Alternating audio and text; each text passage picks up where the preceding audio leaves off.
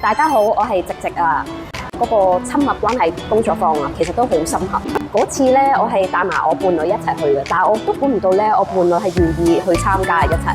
我最有得着就係、其實我喺阿 Jennifer 個課堂裏邊啦，咁學習到咧，其實兩個相處嘅關係咧點樣貼地化啦，又或者同男朋友相處嗰陣時咧，其實就唔好成日冚冚聲去肥佢啦，原來係要多啲讚美㗎，同埋原來我學到咧有兩句金句，第一句金句就係先欣賞後回應，第二句金句咧就係我而家成日用喺我男朋友身上，你覺得點啊？